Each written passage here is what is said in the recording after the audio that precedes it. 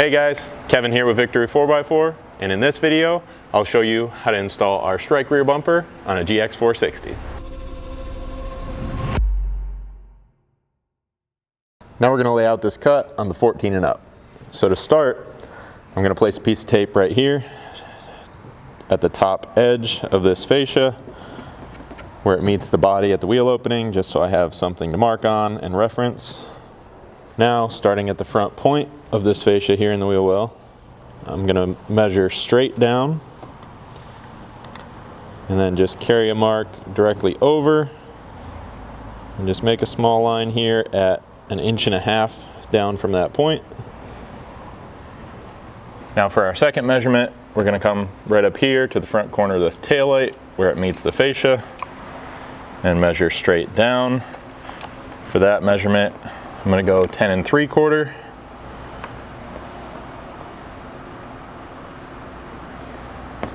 And then really, depending on what tools you have at your disposal here, you can use these two marks basically to carry a line all the way back. You can also reference it back here for just a third measurement to kind of keep you in line and double check things. Again, 10 3/4, since we're trying to stay in line or parallel to the bottom of this taillight. And then again, depending on what you have, we're going to use a laser level here to carry a nice straight line all the way back. If you don't have that, grab a normal bubble level or some sort of straight edge that you can line up with these points to lay out a piece of tape all the way along here. And honestly, if you're careful and you're doing a good enough job, you can kind of connect the dots just using tape like this and get the line you're looking for. But I'm just going to double check ours with this laser level just because we have one available to us. Okay, so now that I got my laser lined up and it's on my marks, I'm just going to mark it out with tape, which in my case here, I bought what's called fine line tape. And this kind of works out because it's about 1/2 inch wide, which with these marks in the right spot, you should be kind of just over 1/2 inch below this body line that runs front to rear here on the fascia. So it gives you just kind of another frame of reference as you go along. And I'm just trying to set up right on the top edge of my laser line to make this a nice straight cut. We're just going to continue basically following that body line and staying basically just over 1/2 inch below it.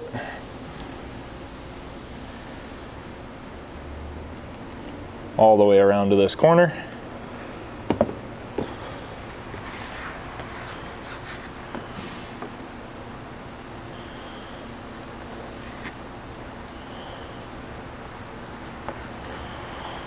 Making sure that's nice and straight and parallel to the bottom of this light. And basically connect the dots here with your line or mark you just made.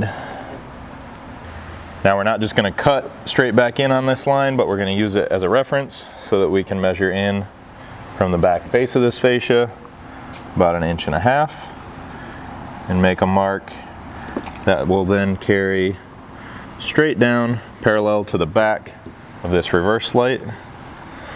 For the last part of our cut, we're just going to intersect another small piece of tape here and carry it forward along this ridge, or basically if you still had it in place, the edge of this plastic piece that we removed earlier.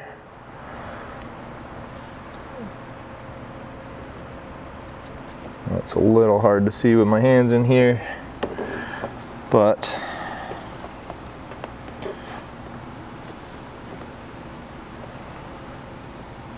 basically that's what you'll wind up with, and then we'll cut all the way along this side of the tape and remove the lower portion of this fascia. Okay, so now we're going to show you how to lay out and make your cut on the 10 to 13 models. So to get started with this, you're going to come right up here to this front point of the rear fascia where it meets the wheel opening, and you're going to measure straight down. And when I say that, I mean don't follow this angle that the wheel opening runs at. You want to come straight down perpendicular to the ground. And then you're going to make a mark at 1.5 inches. I know you probably can't see my Sharpie mark there, but I can see it just fine, and you'll see what we got to do with that in just a moment.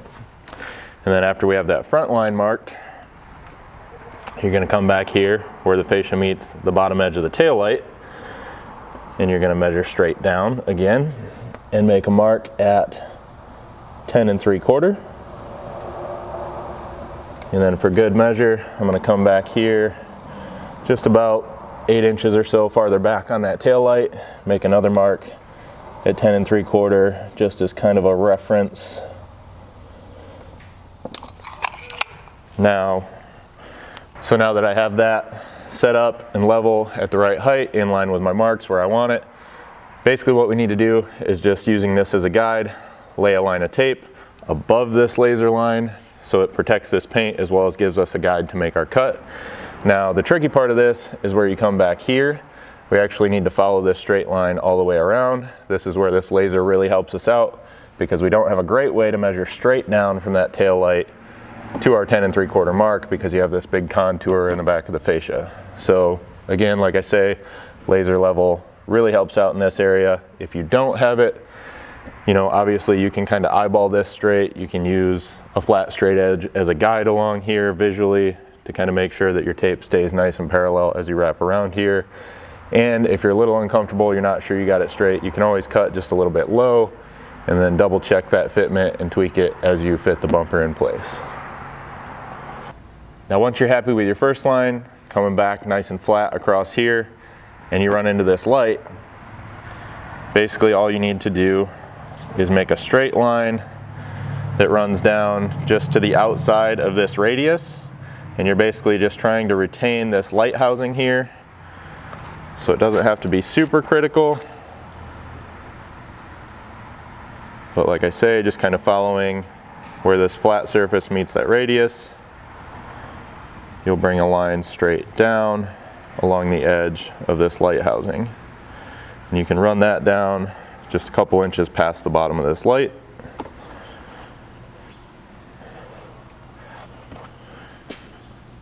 And then down here at the bottom edge of the light, you're going to come down roughly about 1 inch. This part, again, also not super critical. We're just trying to retain all this structure that holds this light. So I can honestly even kind of eyeball this at about 1 inch.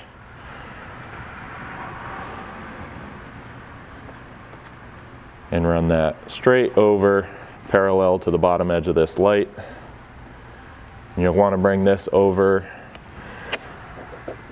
basically just behind this, what would be plastic trim panel that would be in place here on your bumper. Where these two intersect at the bottom, I'm simply going to come up here, remove the excess, and tear that straight across. So I have a nice angle, nice basically 90-degree angle that's easy to cut right there. And then for the last part of our cut, we're going to come in here. I've opened up the door, and you basically just need to make a straight line that comes right out here along the edge of where your plastic trim panel will be in place. And there's a nice little ridge or indent right here that snaps into, so it's easily identifiable. So just as a visual guide as well as a little bit of protection for this paint, we'll lay down our tape along the top of that edge and then carry that line straight out where it intersects with our horizontal piece of tape. And then like we did before, we'll just clean up where these two pieces of tape meet by trimming the edges and peeling that excess out of there. After that, I'll come back in and finish masking off everything that we're trying to save so that we don't damage it during our cut. Now, to actually make the cut, I'm just using our grinder with a 4.5 inch cutoff disc. And then you can see I went ahead and added a little bit of extra tape up here for protection on the portion that we are keeping so that it doesn't get scratched along the way. Now I'm going to make most of this cut, at least the long portion that runs along the side in this back corner here, while this is attached to the vehicle, but it is going to need to come off at some point so you can get all the way up to the front edge, as well as kind of just finish the cut right there where it wraps into the wheel opening. Now the only other thing you need to be aware of is behind here you do have your actual metal body structure and possibly some wiring and stuff that goes to this light, so you want to be conscious of that as you make this cut. You don't want to go too deep. I think that metal's like 3/4 of an inch behind, especially as you come out here on the side. So you just want to make sure you're not cutting too deep into that plastic with this, just enough that you're separating these two, because it's only about an 1/8 inch thick.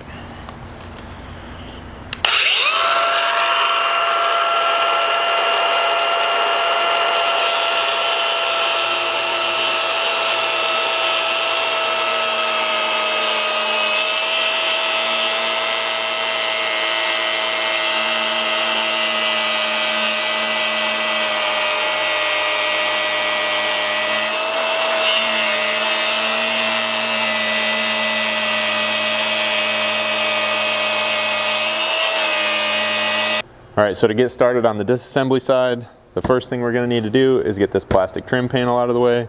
That's just held in with a bunch of clips. So we'll just get our hand behind one edge and just start pulling up and out. And that should all snap free. And then there's a cutout down here that helps you get it out and off of the door. Now with that out of the way, using our 10mm socket, we've got 5 bolts in here that just need to be removed.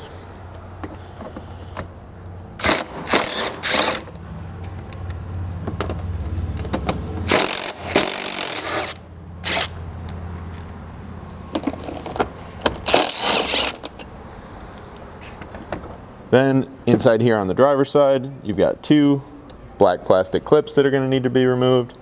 To get those out, there's simply a little center section that needs to be pulled out, and then the entire clip will release and can be pulled out of that hole. So for this, I'm using a panel tool, but you should be able to get a hold of these with a screwdriver as well and get them popped free if you don't have one of these.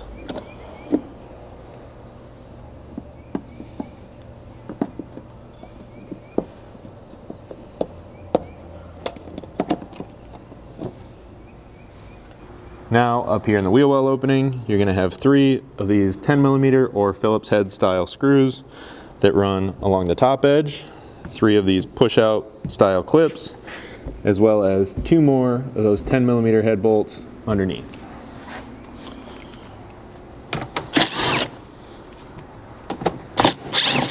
Then underneath here by our spare tire, we're going to have 2 10mm bolts to remove, 1 on each side.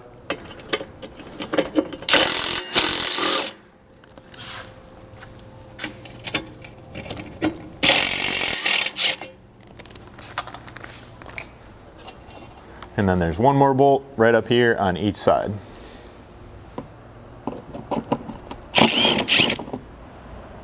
Now with this mud flap portion removed, we're going to need to reach in here and disconnect the 2 electrical connectors on the driver's side, as well as 1 over on the passenger side. Now with all those fasteners and connectors removed, the last thing that should be holding this thing on is a bunch of clips and retainers behind the panel along this body line. So just starting here in the wheel well, I can kind of begin popping that out, and then just kind of using a little bit of pressure and getting your fingers back behind here, you can start pulling this out on both sides. And then once you get all the way up that side, as you can see there, this thing just slides straight back.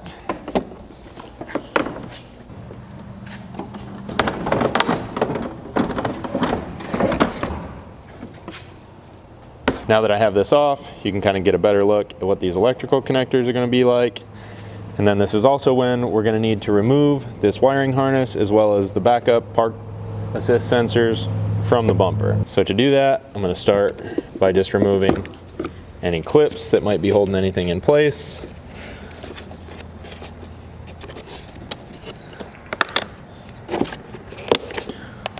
So a few of these are just like pull style clips.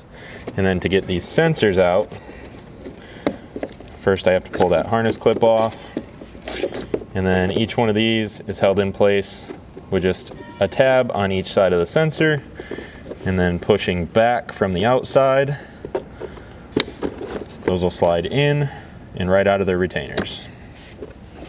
We're just going to completely remove and disconnect ours for right now, so it's out of the way while we make our cut.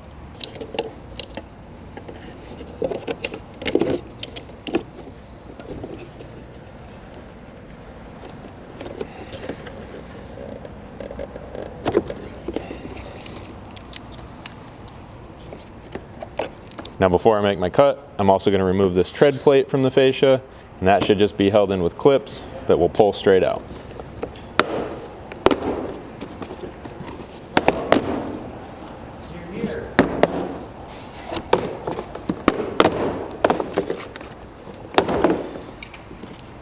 Now before we can get your new bumper reinstalled, there's a few things we're going to have to get out of the way.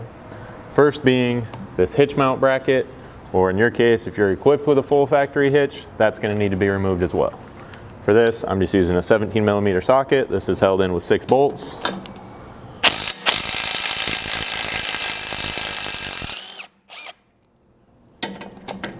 Next, while you've got your 17 handy, come over here and remove this rear factory tow hook. That's just held in with 2 bolts.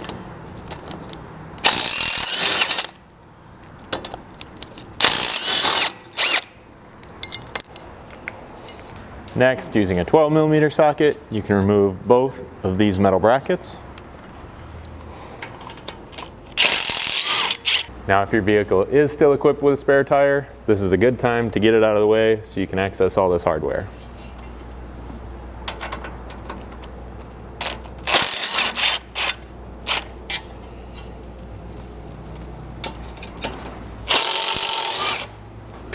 Next, you'll need to come over here and remove this exhaust from its hanger. Just simply using this bottom hanger here. To get these off, you're just going to use a little bit of lubricant and then a pry bar. So I'm going to spray that on there. And then getting the pry bar behind here, you can kind of work that around a little bit. Let that lubricant kind of sink in.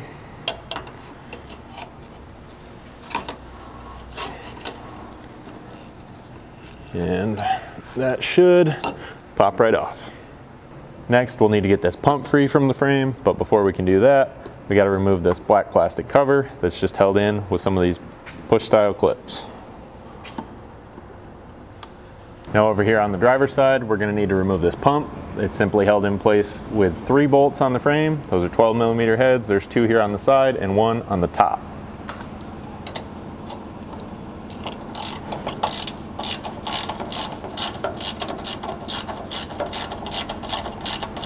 Now, like I said, we got it out here on the ground. We're going to go ahead and just finish off our cut here, as well as out on this other corner in the wheel opening, and get this portion removed.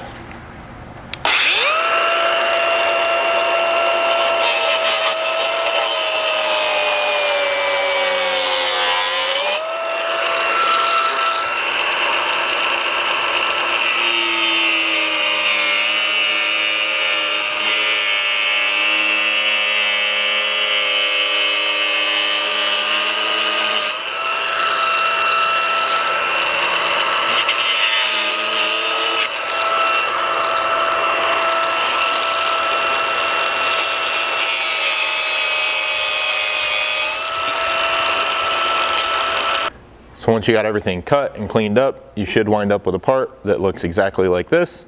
You're able to retain this front mounting hole. You still got all the light mounting structure in here, and the bottom of this will just tuck in nice and neatly behind our bumper.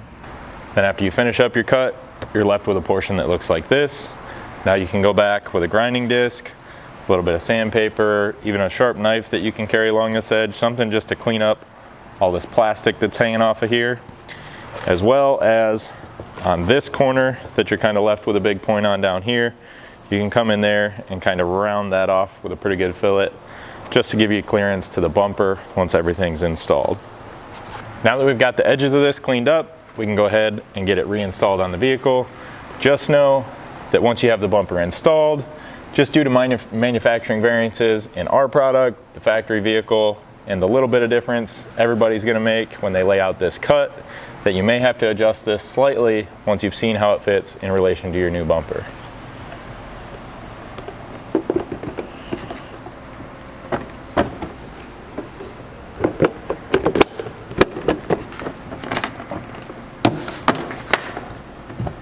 So now at this point, your truck's all prepped and ready to accept the new bumper. You need to get this thing ready to go on. So while it's sitting here on the ground, if you have any cube lights that you're going to be installing, this is going to be the easiest time to get those put in. If you're installing carriers, you're going to want to put these latch brackets on at this time as well. That's going to be the easiest time to access the mounting holes and hardware there. And then you're also going to need to get these backup and proximity sensors put in place and get this wire harness routed. So for these, we're simply supplying you with this rubber grommet that goes in to each of the 4 holes on the back of this bumper.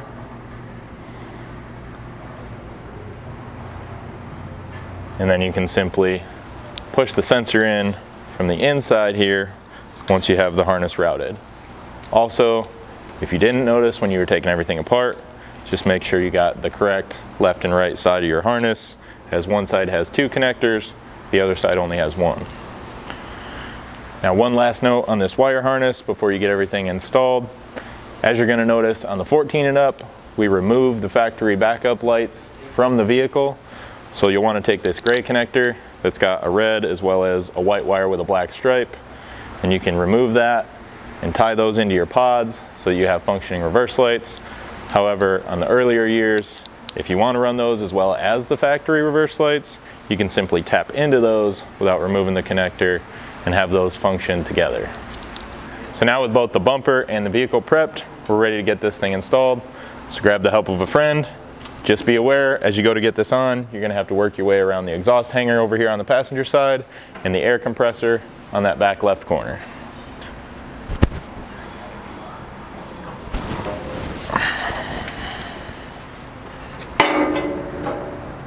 Now with the bumper loosely up in place, you're going to want to start with the 4 12mm bolts back here. Just get those in and cinch most of the way down. Don't tighten them up all the way, because you're going to need to move this around just a little bit to get the hardware installed from underneath. Now here underneath the back of the vehicle, you'll have 2 12mm bolts that can go in right here toward the rear, followed up by 3 of these 8mm bolts in the front 3 holes. And then lastly underneath, you'll have 2 more 12mm bolts that go in place right here just behind the receiver hitch.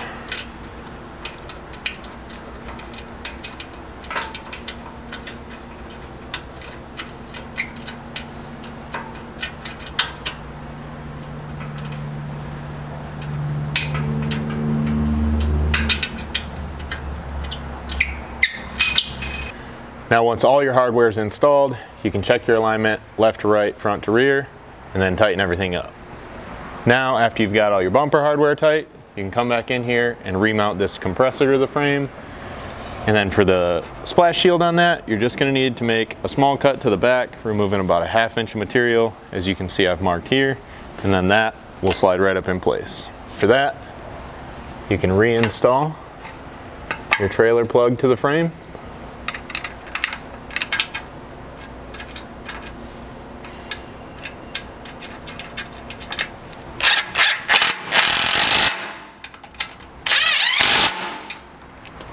And then you can come over here and reinstall the exhaust into its rubber hanger.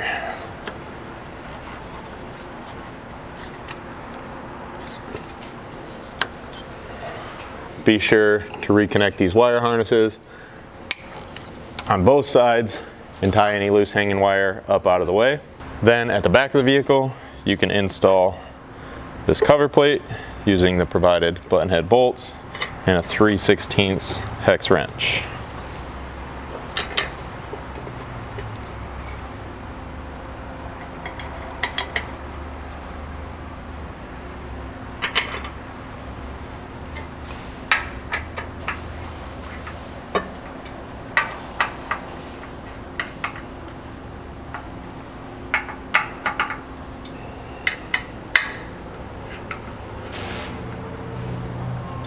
If you're going to be installing carriers, go ahead and check out our carrier installation video to show you how to get those installed. If you're not going to be running carriers, use the provided black plastic caps with a little bead of silicone around the outside. and snap those in place, both top and bottom, on these carrier spindles, so that you can add one later on that keeps any dust, dirt, debris, or rust from developing inside of there. Now lastly, after you've got the bumper secured in place, you're going to have this large gap here that needs to be covered up.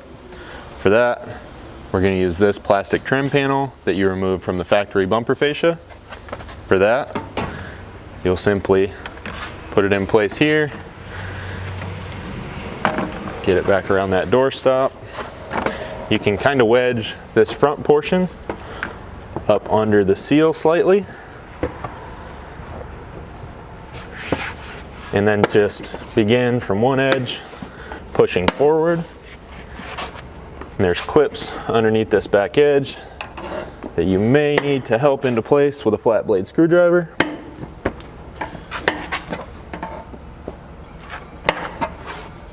Work all the way from one side to the other. And once you have that sitting down nice and flat where you want it, now those clips are going to hold that pretty secure, but we're also going to hold it in with just a couple bolts that'll come through from the top side.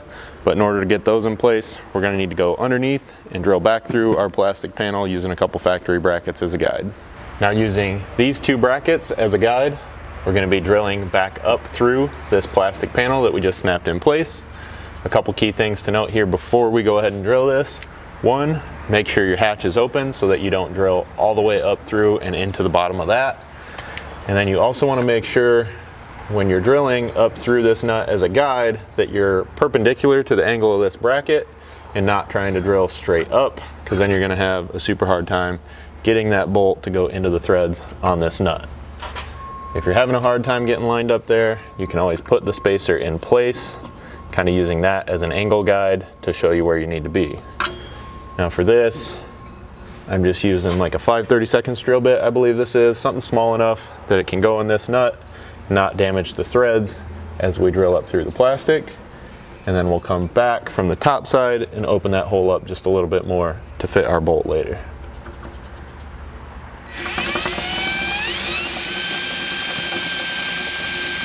You may have to reach around the outside and just hold a little bit of pressure down on that plastic.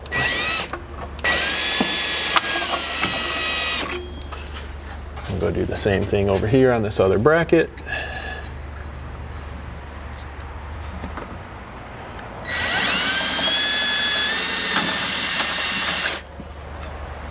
Now back up top here, I've switched out to a 1/4 inch drill bit, and using the two holes that we pre-drilled from underneath as a guide, I'm just going to open those up.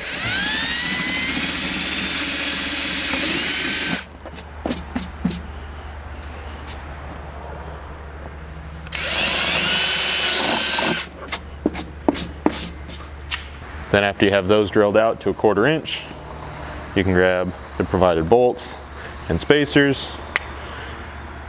I'm going to use just a little bit of Loctite on these bolts, and then go back in from underneath.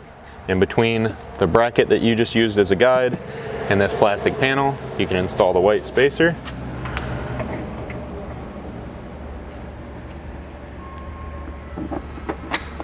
And then insert your bolt from up top here and start threading that in.